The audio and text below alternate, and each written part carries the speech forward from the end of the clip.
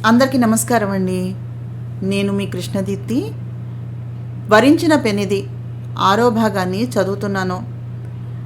చండికి విశ్వపాణి ప్రీతి చూస్తూ ఉండగా పంకజాక్షి జున్నుని తీసుకొచ్చి ఇవ్వబోతూ ఉండగా చీరలు కొని తెచ్చి ఇచ్చాడు. ఆ విషయం పంకజాక్షి గారు పెద్దది చేసి గొడవ పెడదామని ప్రయత్నం చేస్తూ ఉంటే ఆయన ఆవిడను కట్ చేసి పైకి వెళ్ళిపోయారు. కానీ ఆ విషయాన్ని ప్రీతి పట్టించుకుంది. మీరు ఎప్పుడైనా నా కోసమని తెచ్చారా అని ప్రీతి అడిగితే, నిన్ను స్వయంగా తీసుకుని వెళ్ళి కావాల్సినవి తీసుకోమని చెప్పేవాణ్ణిగా ప్రీతి అని అడిగారు విశ్వపాణి. మీరు తీసుకుని వెళ్ళి కొనిపెట్టడం వేరు, స్వయంగా తీసుకుని రావటం వేరు. ఆ తృప్తి మరచిపోలేనిది డాడీ. ఆ అదృష్టం చండికి దక్కింది అంది ప్రీతి. నువ్వు చాలా పెద్దదానివైపోయావు ప్రీతి.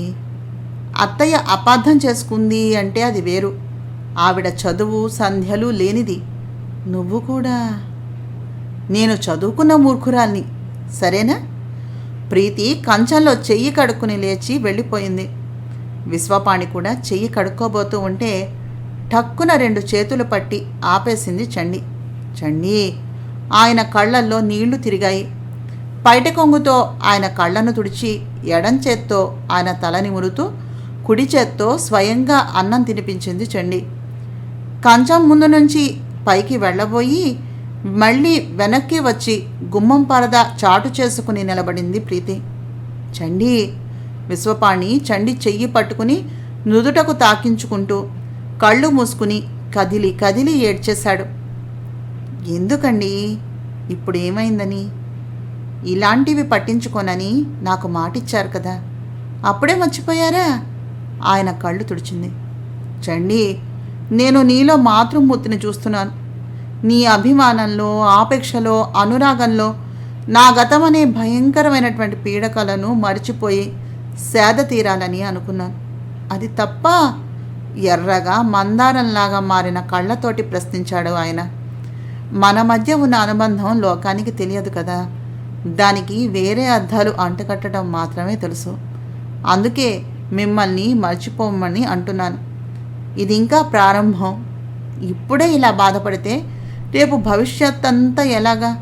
ఊరుకోండి ప్లీజ్ అంది ఓదార్పుగా తల నిమురుతూ. చండి లాలనలో భోజనం పూర్తి చేశాడు ఆయన. ప్రీతి అదంతా చూసి పైకి వెళ్ళిపోయింది. ప్రీతి, మీ డాడీ తరపున నేను క్షమాపణలు కోరుకుంటున్నాను. ఆయన తెలుసో తెలియకో నీకు నచ్చని పని చేశారు. అంత మాత్రాన ఆయన్ని వేరేగా అపార్థం చేసుకోకు. నేను నీకు లోకానికి వంట మనిషిని కానీ ఆయనకి అని ఏదో చెప్పబోయింది చండి. మరి ఇంటి మనిషి ఎప్పుడవుతావు అంది వెనుదిరిగి చూస్తూ. ప్రీతి! చండి తెల్లబోయింది. ఏం, నేను తప్పుగా మాట్లాడానా? ప్రీతి నవ్వింది. నాకు అంతంత అత్యాశలు లేవు ప్రీతి. మీ డాడీ తెచ్చిన చీరలు ఇవ్వుగో. నువ్వు కూడా నన్ను అపార్థం చేసుకున్నాక నేను ఇక్కడ ఉండకూడదు. ఇన్నాళ్ళు మీ డాడీకి ఇచ్చిన మాటకు కట్టుబడి ఉన్నాను. ఇప్పుడు నేనుండటం వల్ల ఆయనకు మనశ్శాంతికి బదులు మనఃక్లేశం ఏర్పడుతూ ఉండటం అనవసరం. నాకు సెలవు ఇప్పించు అంటూ వెనుతిరిగింది. ఉండు చండి, ఈ చీరలు డాడీ ఎంతో ప్రేమతో నీకు తెచ్చి ఇచ్చినవి. వీటిని కలకాలం భద్రంగా అపురూపంగా నువ్వే కట్టుకోవాలి. చండి, ఇక నువ్వు వంట మనిషిగా మిగిలిపోకూడదు. ఇంటి మనిషివి కావాలి. డాడీలో ఆశలు రేపి వెళ్ళిపోతానంటే ఊరుకుంటానా? ఆయనతోటి శాశ్వత బంధం వేస్తాను, జాగ్రత్త అంది నవ్వుతూ ప్రీతి. ప్రీతి! చండి తలక్రిందులైపోయింది. మై డియర్ మమ్మీ, ఇదో డ్రామా. ఆ నల్లరాయిలో ఆశలు పాసాలు బంధాలు వేసి కదిలించి మళ్ళీ తీయని మమతా అనుబంధాలతోటి అనుభూతులు నీతో పొందేలాగా చెయ్యాలనేది నా ప్రయత్నం. కాబట్టి ఈ హింస ఇంకా కంటిన్యూ అవుతుంది. భరించు, కష్టే ఫలే అన్నారు. నాన్నగారి లాంటి వ్యక్తి భర్తగా ఊరికే వస్తాడా? చీర ప్యాకెట్స్ చండీ చేతుల్లో పెట్టి 2 బుగ్గలు ముద్దాడింది ప్రీతి. ప్రీతి, నా తల్లి! చండి ప్రీతిని గబాల్న వాటేసుకుని ఏడ్చేసింది. క్షమించు మమ్మీ, మామూలుగా పెళ్లి చేసుకోమని డాడీకి ఎంతోమంది చెప్పారు, బ్రతిమలాడారు, నచ్చ చెప్పారు. కానీ ఆ మొండిలో మార్పు రాలేదు. అందుకే నేను బాగా ఆలోచించి ఆయనకు భార్యగా తగిన దానివి నువ్వేనని నిర్ణయించుకుని అత్తయ్య పరాత్పరంగాళ్ళ సహకారం తీసుకుని డ్రామా మొదలెట్టాం. కానీ నేను అనుమానిస్తున్నానని తెలిసి నువ్వు జెండా ఎత్తేస్తావేమో అని భయపడి నేను మధ్యలోనే బరస్ట్ అయిపోయాను. అబ్బా, ఇలా విలన్ పాత్రలు నటించాలంటే చాలా కష్టం సుమా అంది చండీ బుగ్గను ముద్దాడి తల నిమురుతూ ప్రీతి. ఇదేం డ్రామా తల్లి, మీ డాడీని ఇంత బాధ పెట్టేస్తూ నాకెంత ఏడుపొచ్చిందో తెలుసా, ఆయనకు చెప్పేస్తాను అంది కళ్ళు తుడుచుకుంటూ భారం దిగిన హృదయంతో శాంతి శ్వాస తీసుకుంటూ చెన్ని. ఆ పని మాత్రం చెయ్యకు మాత. నిన్న ఆయన మీదకు ప్రయోగించినది ఆయన ఆడదాని అవసరం తెలుసుకుని కోల్పోయిన జీవితాన్ని తిరిగి మళ్ళీ జీవితంలోనికి తెచ్చుకుని అనుభవించాలని. ఈ ప్రపంచంలో కడుపున పుట్టిన కూతురు కూడా పరాయిదే. భార్యంత దగ్గరగా వచ్చే వ్యక్తి ఆమె కానీ మరెవ్వరూ లేరని ఆయన తెలుసుకోవాలని. నిన్ను చూసి నా కంటికి నచ్చేంత వరకు నాకు డాడీ భవిష్యత్తు గురించి పెద్ద దిగులైపోయింది. నువ్వు కనిపించాక నా అన్వేషణ ముగిసింది. నాకు తల్లిగా వచ్చే అదృష్టం, అర్హత, అపురూపమైన యోగ్యత నీకే ఉన్నాయి అని నిన్ను ఎంచుకున్నాను. కాబట్టి కొంతకాలం ఓపిక పట్టు. అత్తయ్యను మాత్రం అపార్థం చేసుకోకు. నా ప్రార్థన మన్నించి ఆవిడ కూడా రంగంలోనికి దిగింది అంది బ్రతిమలాడుతూ మెల్లని స్వరంతో రహస్యంగా ప్రీతి. అల్లరి పిల్ల, నన్నెంత బాధ పెట్టావో తెలుసా? మూతి బిగించింది చండి. తర్వాత నీ ఇష్టం వచ్చిన శిక్షను విధించు మాతాశ్రీ. ముందు వెళ్ళి నీ మనోహరుడు ఏం చేస్తున్నాడో చూసి అక్కున చేర్చుకుని లాలించు. చూడు, ఆయన చేత తాళి కట్టించుకునే స్థితికి తీసుకురావాలి, తెలిసిందా? గో ఆన్ అంది మురిపెంగా నవ్వి చండిని గది బయటకు నెట్టేస్తూ. చీరలు తన గదిలో బీరువాలో వెళ్ళి పెట్టి విశ్వపాణి గదిలోనికి ధైర్యంగా, నిర్భయంగా, నిశ్చింతగా వచ్చి చూసింది. ఆయన దిండులో ముఖం దాచుకుని ఉన్నాడు. అప్పుడప్పుడు గాఢంగా నిట్టూరుస్తున్నాడు. పక్కనే మంచం మీద కూర్చుని విశ్వంజీ వీపు మీద చేయి వేస్తూ పిలిచింది. నాదస్వరం విన్న నాగులాగా తల ఎత్తి చూశాడు విశ్వపాణి. బాధపడుతున్నారా అంటూ దగ్గరగా జరిగి ఆయన తలను గుండెలకు హత్తుకుంది. తన స్వంతం అన్నంత ఆనందంగా. చండీ, విశ్వపాణి దిగ్భ్రాంతిగా చూశాడు. ఏమిటి? ఏమీ తెలియనట్టుగా అమాయకంగా చూసింది. నువ్విలా అసలు స్పృహలోనే ఉన్నావా? అలాగే చూశాడు. ఏ, నేను తప్పేమన్నా చేశానా? ఇప్పుడు నువ్విచ్చే ఈ స్థానం భర్తది అన్నాడు. నాకు తెలియదండి, సారీ అంది చప్పున సిగ్గుగా వదిలేస్తూ. చేరదీసి వదిలేయడం ఎందుకు? విశ్వపాణి అదోలా చూశాడు. ఆ చూపు చురుక్కున తగిలి క్షమించండి అంటూ తన గదిలోనికి పారిపోయింది. చాలాసేపటి వరకు ఆయన చూపే గుర్తు వచ్చింది. చండీ, ప్రకాష్ని టీకి పిలిచాను అన్నాడు మన్నాడు కిచెన్లోనికి వస్తూ విశ్వపాణి. అక్కడే ఉండి చండీ చేస్తున్న స్వీట్ని చూస్తున్న ప్రీతి, ప్రత్యేక ఆహ్వానాలు ఎందుకు డాడీ అంది. చేసిన తప్పును సరిదిద్దుకుందామని అని ప్రీతి వైపు అదోలా చూసి, కొంచెం ముఖం కడుక్కొని చీర మార్చుకునిరా అనేసి వెళ్ళిపోయాడు. చండీ ప్రీతి వైపు చూసింది. ప్రీతి భుజాలు ఎగరేసి వెళ్ళిపోయింది. రా ప్రకాష్, రా, ఇలా కూర్చో. ఇదిగో చండీ, ప్రకాష్ వచ్చాడు, టిఫిన్ తీసుకున్నా అని కేక వేసి కుర్చీ చూపించి తను కూర్చున్నాడు. ఏమిటంకుల్ విశేషం? నవ్వుతూ వచ్చి కూర్చున్నాడు ప్రకాష్. ప్రీతి అతని పక్క సీట్లో కూర్చుంది. చండీ 4 ప్లేట్లతోటి టిఫిన్ తెచ్చి అందరికీ ఇచ్చింది. చీర మార్చుకోనూ లేదు, ముఖం కడుక్కోనూ లేదు. నీతో ఒక ముఖ్యమైన విషయం మాట్లాడాలని. ముందు నోరు తీపి చేసుకో అంటూ స్వయంగా ప్రకాష్ నోటికి స్వీట్ అందించాడు విశ్వపాణి. చండీ ప్రీతి కనుబొమ్మలను ముడిచి చూస్తున్నారు. దీని భావమేమి తిరుమలేశా అని భుజాలు ఎగరేసి మరో స్వీట్ తీసి విశ్వపాణి నోటికి అందిస్తూ, నేను నీతో ఒక తీయని వార్తను చెప్పాలని వచ్చాను అంకుల్. అందుకే నీ నోరు తీపి చేస్తున్నాను. ముందు నువ్వు చెప్పు, తర్వాత నేను చెప్తాను అన్నాడు ప్రకాష్. ఏం లేదు ప్రకాష్, చండీ అంటే నీ అభిప్రాయం ఏమిటో చెప్తావని. 1,00,000 కన్నా కట్నం ఇవ్వలేను. చండీ చాలా బుద్ధిమంతురాలు అన్నాడు విశ్వపాణి చండిని చూపిస్తూ ప్రకాష్కి. ప్రీతి అది వింటూనే నిటారుగా మారింది. చండి మరింత గంభీరంగా చూస్తోంది. చండి బుద్ధిమంతురాలని, గుణవంతురాలని, సహృదయురాలని నాకు తెలుసు అంకుల్. కానీ నువ్వు ఈ త్యాగం ఎందుకు చేస్తున్నావో మాత్రం నాకు అర్థం కావటం లేదు. చండికి పెళ్లి చేయాలనే ఆలోచనకు నువ్వెందుకు వచ్చావు? చండి పట్ల నా అభిప్రాయాన్ని అడిగావు కాబట్టి చెబుతున్నాను. ఆ పిల్ల అన్ని విధాలా నీకు తగినది. ఎందుకంటే నువ్వు ఆ అమ్మాయి మీద చూపిస్తున్న ఇంట్రెస్ట్లోని భావం నీకు తెలియకపోయినా మాకందరికీ బాగానే అర్థమైంది. నీ ఫియాన్సీని మరో వ్యక్తికి ఇట్ ఈజ్ ఇంపాసిబుల్. ఆమె ఎవరో, మీ ఇద్దరి మధ్యన ఉన్న కనెక్షన్ ఏమిటో నాకే కాదు లోకానికి కూడా తెలిసిపోయింది. ఇక నటించకు. నన్నే కాదు మరెవ్వరినీ కూడా ఇలా పిలిచి చండికి పెళ్లి చేయాలని చూడొద్దు. అలా చేస్తే లోకం ఏముంటుందో తెలుసా? నీ మోజు తీరాక ఆ పిల్లను మరొకరికి అంటకట్టాలని చూస్తున్నావని. ప్రకాష్! భరించలేని ఆగ్రహంతో అరిచాడు విశ్వపాణి. సారీ అంకుల్, ఉన్న విషయం చెప్పాను. ఆగ్రహపడకు. నన్ను వారించగలవు, లోకాన్ని ఏం చేయగలవు? నలుగురి చేత 4 మాటలు పడి ఆమెను అనిపించటం కంటే గౌరవప్రదంగా జీవించడం మంచిది కాదు. ఇది నా అభిప్రాయం. ఇక నేను చెప్పదలుచుకున్నటువంటి తీపివాత చెప్పేనా? నేను సఫలను పెళ్లి చేసుకోబోతున్నాను. ఎందుకో తెలుసా? 3 కారణాలున్నాయి అన్నాడు నవ్వుతూ ప్రకాష్.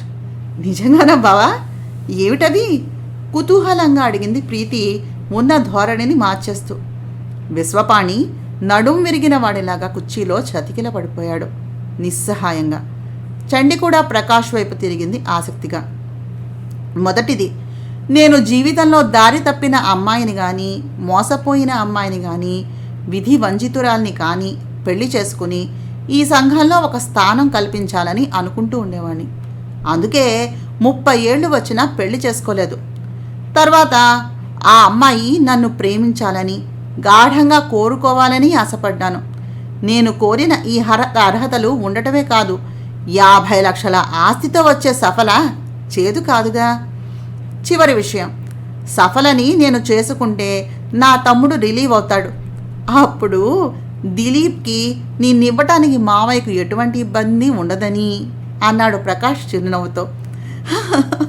థ్యాంక్ యూ బావా, థ్యాంక్స్ అలాట్ అంది ప్రీతి ప్రకాష్ చేతులు కళ్ళకద్దుకుంటూ నవ్వేస్తూ. ప్రీతి, నువ్వు నాకు హెల్ప్ చేయాలి. మీ డాడీని మా డాడీ దగ్గరకు పంపించి ఈ విషయంలో కొంచెం నచ్చ చెప్పించాలి. ఓకే బావా, థ్యాంక్ యూ అంటూ విష్ చేసింది ప్రీతి. చూడు, తాతయ్య బతికి ఉన్నన్నాళ్ళు మనం కొంచెం జాగ్రత్తగా ఉండాలి. తరువాత బయటపడినా తప్పులేదు. వస్తాను. పాపం మావయ్య అప్సెట్ అయ్యాడేమో చూడు అనేసి ప్రకాష్ వెళ్ళిపోయాడు. ప్రీతి తండ్రి దగ్గరకు వెళ్ళి పోరు పెట్టింది. ఆ గదిలో ప్రకాషు, దిలీపు, పరాత్పరాలతో పాటు విశ్వపాణి కూడా ఉన్నాడు. చండి తల్లిదండ్రులను చూసి వస్తానని వెళ్ళింది. సఫల, ప్రీతి ఇద్దరూ కూడా చెస్ ఆడుతున్నారు ప్రీతి గదిలో. పరాత్పరం గారి గదిలో ఆ మీటింగ్ ఏర్పాటైంది. ప్రీతి పోరుతో పరాత్పరాన్ని, సఫలను కోడల్ని చేసుకోమని అడగడానికి వచ్చాడు విశ్వపాణి. నువ్వు పెళ్లి చేసుకున్న తర్వాత ప్రీతిని దిలీప్కి కన్యాదానం చేస్తానంటే నేను ఈ పెళ్లికి ఒప్పుకుంటాను పాణి. బాగా ఆలోచించుకో. సఫల నా కోడలు కావాలంటే ప్రీతి నా చిన్న కొడుకు భార్య కావాలి. అలా జరగాలంటే నువ్వు ముందు గృహస్థుడివి కావాలి. ఇది నా తీర్పు అన్నాడు పరాత్పరం గంభీరంగా చూస్తూ. ప్రకాష్, దిలీప్ల సహకారంతో సూటిగా కథ మలుపు తిప్పుతూ విశ్వపాణి స్తబ్దుగా కూర్చుని ఆలోచనలోకి జారిపోయాడు వీళ్ళ మాటలు విని. ఏమిటింకా ఆలోచన? పరాత్పరం విశ్వపాణి చేతిని తట్టాడు. ఈ వయసులో నాకు మళ్ళీ పెళ్ళా? లోకం ఏమనుకుంటుంది? పైగా ప్రీతి మనస్సు ఎంత నొచ్చుకుంటుంది? ఒకరికి చెప్పే స్థితిలో ఉండి ఇప్పుడు వేలెత్తి చూపించుకునే పరిస్థితిని తెచ్చుకోనా అన్నాడు. దిలీప్ ప్రీతితో తొందరపడ్డం అన్నాడు మేనమామను కలుసుకుని. సారీ మావయ్య, నిన్న రాత్రి ఏకాంతంలో తొందరపడ్డాను. సంవత్సరాల తరబడి నీలాగా ఉండగలగటం మాకు సాధ్యం కాదు కదా. నేను ప్రీతిని అన్యాయం చేసే ఉద్దేశంతో ఆ పని చేయలేదు. ప్రీతిని సఫల డైవర్స్ ఇచ్చాక పెళ్లి చేసుకుంటాను. నన్ను అవకాశవాదిగా మాత్రం అపార్థం చేసుకోకు అని చెండి ఎదురుగానే చెప్పేసి వెళ్ళిపోయాడు. ఆ తర్వాత ఎదురుపడ్డది మళ్ళీ ఇప్పుడే.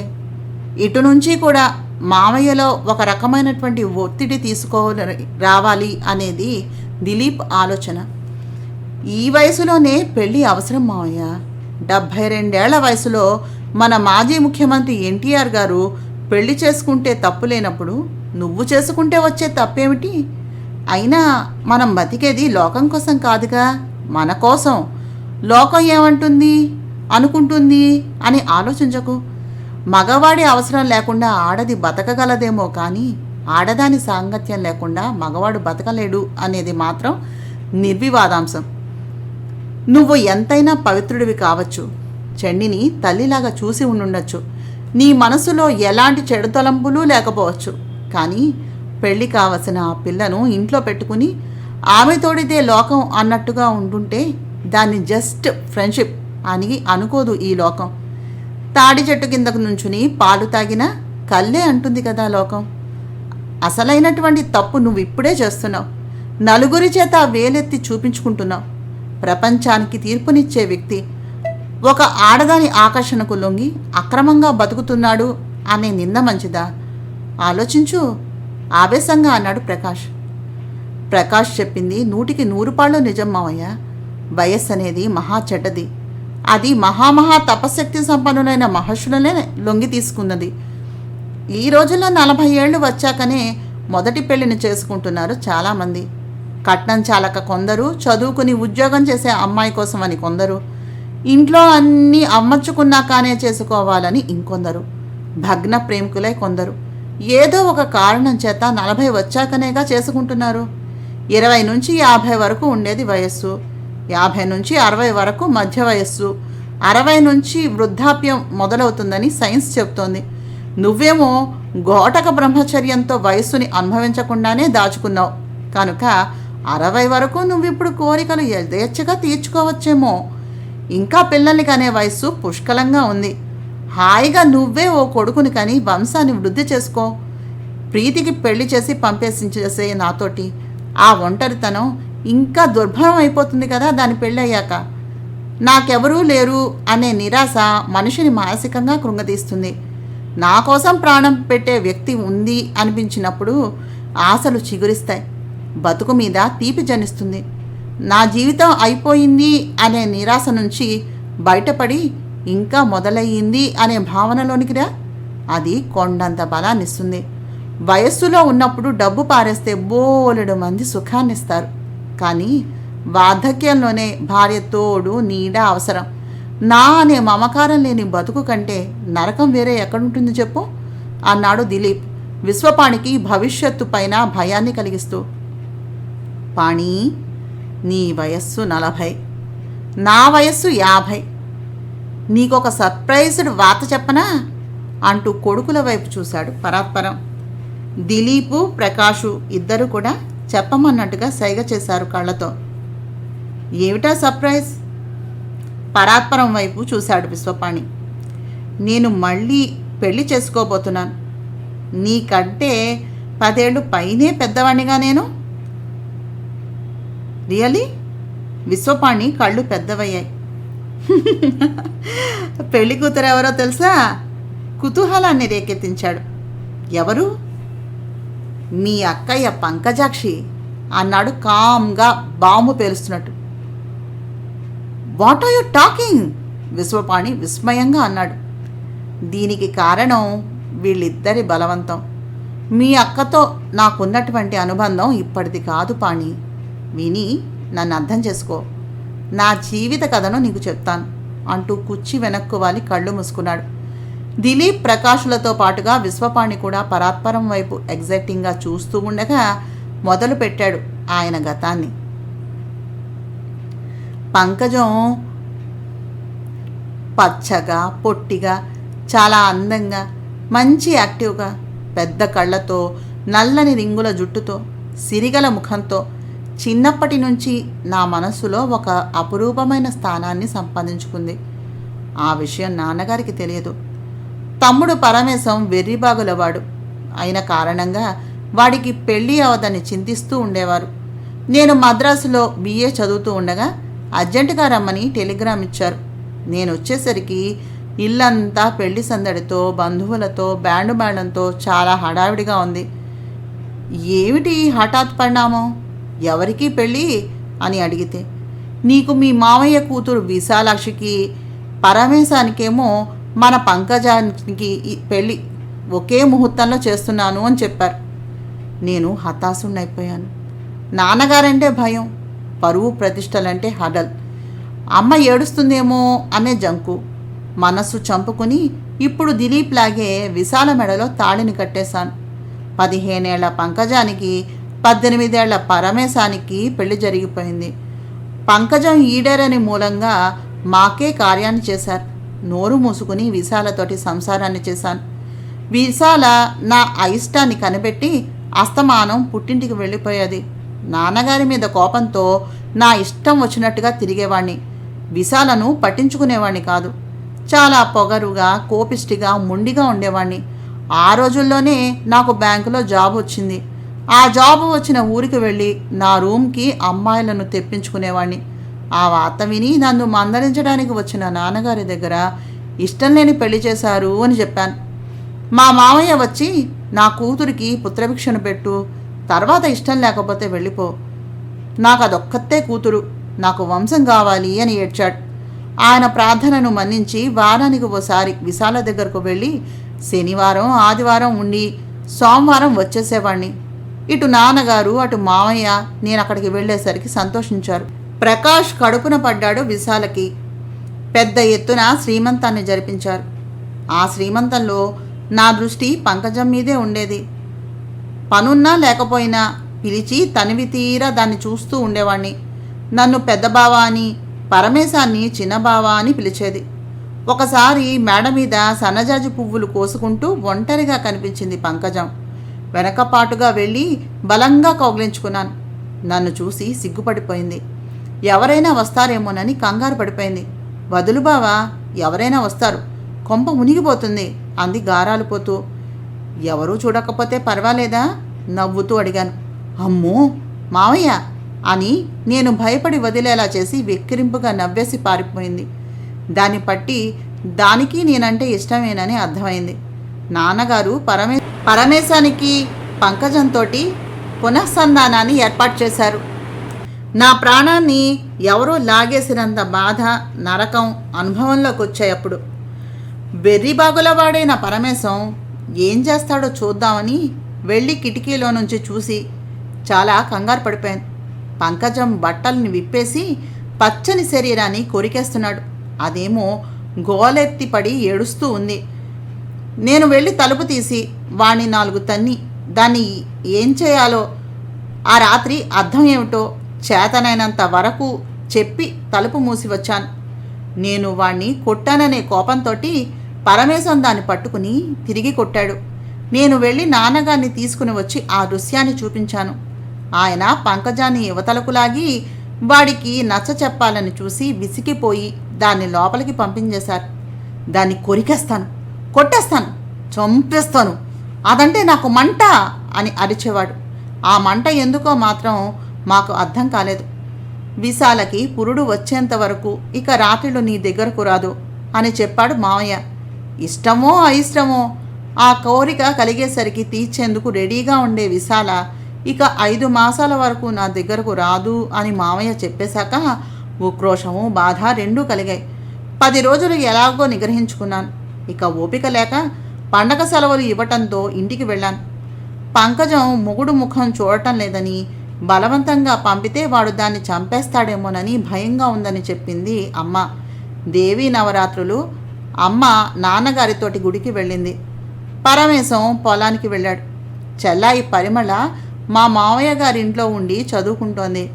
ఇంట్లో ఎవ్వరూ లేని ఏకాంతం దొరకగానే కట్టలు తెంచుకునే వ్యామోహాన్ని భరించలేక పంకజం కోసం వెతుకుతూ వెళ్ళాను.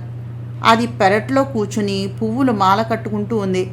కొంచెం పాలు తీసుకురమ్మని కేక వేసి నా గదిలోకి వెళ్ళి ఎదురు చూస్తున్నాను. పంకజం దండ జడలో పెట్టుకుని పాల గ్లాసుతో వచ్చింది. తమ్ముడికి ద్రోహం చేస్తున్నాను, భార్యకు ద్రోహం చేస్తున్నాను తెలియని ఉద్రేకం నన్ను ఉన్మత్తుణ్ణి చేసింది. ఒక చేత్తో పాల గ్లాసుని, మరో చేత్తో పంకజం చెయ్యిని పట్టుకుని లోపలికి లాగి తలుపు మూసేశాను. పంకజం సిగ్గుగా చూసింది. పారిపోవాలని ప్రయత్నం చేయలేదు. పాలు తాగి దానికిచ్చాను. అందుకుని తాగేసింది. నా మెడలోని గొలుసు తీసి దాని మెడలో వేసి చేతులు చాపాను. పరిగెత్తి వచ్చి నా చేతుల్లో వాలిపోయింది. అది ఇష్టపూర్వకంగా సర్వస్వం నాకు సమర్పించింది. దాని కన్యత్వాన్ని కొల్లగొట్టి అమ్మానాన్నలు వచ్చేసరికి విజయవాడ చిన్నాన్న ఆదివరాహం గారింటికి పారిపోయాను. నా వెనుకనే పరమేశం పోయాడు అనే వార్త కూడా వచ్చింది. చిన్నాన్న ఫ్యామిలీతో పాటుగా వెళ్ళాను. వాడు ఉరి వేసుకుని చనిపోయాడని చెప్పింది అమ్మ. బావా, నా బొట్టు పువ్వులు తీసేస్తారట బావా అంటూ నన్ను పట్టుకుని ఏడ్చింది పంకజం. ఆ 12 రోజులు కార్యక్రమాలు పూర్తయి అంతా వెళ్ళాక నేను బట్టలు సర్దుకుని బయలుదేరుతూ ఉండగా నాన్నగారు లోపలికి వచ్చి ఒక లెటర్ నా చేతుల్లో పెట్టారు. నేను ఆశ్చర్యంగా తెలిసి చదువుతూనే శిలాపతిమనైపోయి ఉండిపోయాను. నాన్నగారు, పంకజం నా పెళ్ళాం అని మీరు చెప్పారు. నాకు చాలా సంతోషం కలిగింది. కానీ వదిన సీమంతం రోజున అన్నయ్య పంకజాన్ని కౌగిలించుకుని ముద్దు పెట్టుకోవడం కళ్ళారా చూశాను. అందుకే అదంటే నాకు మంట. అన్నయ్య అంటే ఇష్టం లేదని చెప్పమని అడిగాను. నాకు పెద్ద బావంటేనే ఇష్టం అని చెప్పేది. అందుకే కొట్టేవాడిని. నేను కొడుతున్నానని నా దగ్గరకు రావటం మానేసి ఈరోజు అన్నయ్యతోటి కులికింది. నేను కళ్ళారా చూశాను. నేనంటే ఇష్టం లేని భార్య నాకు వద్దండి. వాణ్ణే ఏలుకోమనండి. మీ అందరి ముఖాన్ని చూడలేను, ఇక బతకలేను. అందుకే చచ్చిపోతున్నాను. ఇట్లు పరమేశం. ఆ ఉత్తరం చదివి నేను ఏడుస్తూ ఉంటే నాన్నగారు పంకజాన్ని తీసుకువచ్చి దాని చెయ్యి నా చేతుల్లో పెట్టి, నేనుండగా ఈ రహస్యం బయటపడటానికి వీలులేదు. పంకజం బాధ్యత ఇంక నీదే. దాన్ని అన్యాయం చేయకు. అసలే పసుపు కుంకాలు పోయాయంటూ ఏడుస్తోంది అని చెప్పేసి వెళ్ళిపోయారు. నాకు పసుపు కుంకాలు అంటేనే కాదు బావా, పిల్లలన్నా కూడా చాలా ఇష్టం. నాకు పిల్లలు కావాలి. అందమైన బంగారు బాబునివ్వవా అంది నన్ను కౌగిలించుకుని ఏడుస్తూ పంకజం. నా కంఠంలో ప్రాణం ఉండగా నీకు ఏ లోటు రానివ్వను. నాకు కడుపు వచ్చింది అని అందరితో చెప్పు. ఆ కడుపు పరమేశం వల్లే వచ్చిందని లోకం నమ్ముతుంది. నేను తప్పకుండా నిన్ను తల్లిని చేసి ఏలుకుంటాను. నువ్వు నాకు నా తమ్ముడిచ్చిన పెన్నిధివి అంటూ దాన్ని ఊరడించి వెళ్ళిపోయాను. అబద్ధం ఆడవలసినటువంటి అవసరం లేకుండానే ఫస్ట్ టైం మీట్ అయిన ప్రభావానికి దిలీప్ పంకజం కడుపున పుట్టాడు. ప్రకాష్ పుట్టాడు. నేను వారానికోసారి ఇంటికి వెళ్ళి పంకజం చేత కొత్త చీరను కట్టించి బొట్టు పువ్వులు పెట్టి దాని ఆశలు నా కోరికలు తీర్చుకుని వచ్చేస్తూ ఉండేవాణ్ణి.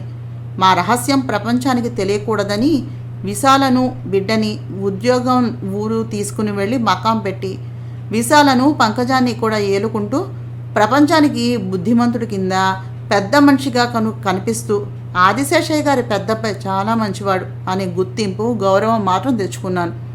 పంకజాన్ని అమ్మ అల్లారు ముద్దుగా చూసింది. పంకజానికి దిలీప్ పుట్టాడు. వాడు దిలీప్ చక్రవర్తి అంతటి వాడు కావాలని ఆ పేరు పెట్టాను. పగలంతా నన్ను చూసి తప్పుకోవటం, మర్యాద మన్నన, మాట్లాడాల్సి వస్తే గుమ్మం చాటు నుంచి బావగారు అని పిలిచి మాట్లాడటం నేర్చుకుని అచ్చమైన పతివ్రతలా నటించేది అమ్మ ట్రైనింగ్లో పంకజం. రాత్రిళ్ళు నా గదికి వచ్చాక నాకు అది కావాలి ఇది కావాలి అని గారాలు పోయి నన్ను మునిపిస్తూ నా ప్రాణంగా మారిపోయింది అది. పంకజానికి ఇక పిల్లలు పుట్టకుండా నాన్నగారు ఆపరేషన్ చేయించేశారు. అక్కడ ప్రకాష్ని ఎంత గారంగా అపురూపంగా పెంచానో ఇక్కడ దిలీప్ని అంతకంటే ప్రేమగా పెంచుతూ తండ్రిగా వాడి బాధ్యతలను బాగోగులు అన్నీ చూశాను. కాకపోతే ప్రకాష్ నాన్నగారు అని దిలీప్ పెదనాన్నగారు అని పిలిచేలాగా అమ్మ ట్రైనింగ్ ఇచ్చింది. లోకం దిలీప్ పరమేశానికే పుట్టాడని నమ్మింది. నేను వాడికి పెదనాన్నలాగే బాధ్యతలను వహించాను. ఈ సంగతులన్నీ విశాలకు ఎలా తెలిసాయో ఇంటికి వెళ్ళి వచ్చిన నాటి రాత్రి ఏమిటంటోంది మీ చిన్న భార్య, మీ అబ్బాయి క్షేమమేనా వెక్కిరించేది. నీకెలా తెలిసింది అని నేను అడిగితే పంకజం చేతే చెప్పించాను అని నవ్వేది. ఏదైనా మంచి వస్తువు చూసినా చీరను చూసినా తీసి ఇవి పంకజానికి ఇవ్వండి, ఈ స్వీట్స్ దిలీప్కి అని పంపిస్తూ విశాల నా ఆరో ప్రాణంగా మారిపోయింది.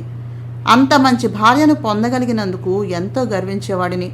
పంకజాన్ని విశాల కావాలని మా దగ్గరకు తీసుకుని వచ్చి రకరకాల అలంకారాలు చేసి స్వయంగా నా దగ్గరకు పంపించేది. ఆ విధంగా ఇంచుమించు ప్రకాష్కి 15 ఏళ్ళు వచ్చే వరకు ఎంతో సంతోషంగా 2 భార్యలతో సంసారాన్ని చేశాను. నా అదృష్టం చూసి భగవంతుడికి కూడా ఈర్ష్య కలిగినట్టుగా వండి పెట్టి ఆదరించి ముద్దు ముచ్చట్లు పంచుకునే విశాల హఠాత్తుగా కలరా వచ్చి ఎగిరిపోయింది. ప్రకాష్ తర్వాత 4-5 కానుపులు వచ్చి అబార్షన్ అయిపోయినప్పుడల్లా పంకజం వచ్చి ఎంతో సేవ చేసేది. విశాలకు ఎంతో డబ్బు ఖర్చు పెట్టి వైద్యాన్ని చేయించాను. అయినా విశాల నాకు దక్కలేదు.